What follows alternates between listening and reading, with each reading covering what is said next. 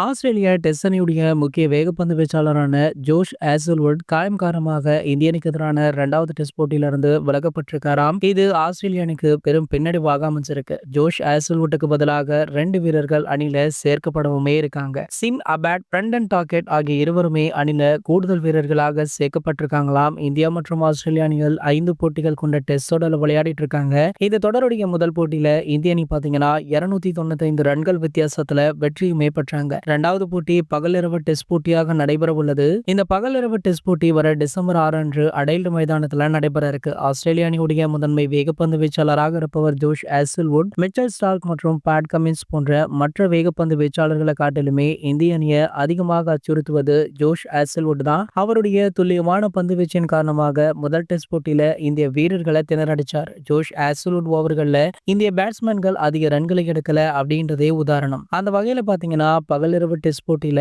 ஜோஷ் Hazlewood இல்லாதது ஆஸ்திரேலிய அணிக்கு ஒரு மிகப்பெரிய பின்னடைவு அப்படின்னு தான் சொல்லணும். ஆகையால அவங்களுடைய 11 அணில மாறுதல் இருக்கும். அப்படியே கொஞ்சம் இந்தியா பக்கம் வந்தீங்கன்னா இந்தியாவில் நம்ம ரோஹித் சர்மா அவர்கள் என்ட்ரி கொடுத்திருக்காரு. ஆகையால இங்கேயுமே மாற்றங்கள் இருக்கும். மேலும் பாத்தீங்கன்னா சுப்மன் கில் அவர்கள் நெட்ஸ்ல பயிற்சிகளை மேற்கொண்டுட்டு இருக்காராம். சோ அவருடைய காயம் சரியாகி விட்டதாகவும் இவருமே 2வது டெஸ்ட் போட்டியில அணியில இணையவுமே இருக்காரா. ஆகையால 2 அணிகளுமே 11 அணிகள்ல நிறைய மாறுதல்கள் இருக்கும் அப்படின்னுமே சொல்லப்படுது. இது போன்ற கிரிக்கெட் செய்திகளை பத்தி நீங்க உடனே தெரிஞ்சுக்க நம்மளுடைய கிரிக்கெட் நியூஸ் அப்டேட்ஸ் சேனலை மறக்காம சப்ஸ்கிரைப் பண்ணிக்கோங்க.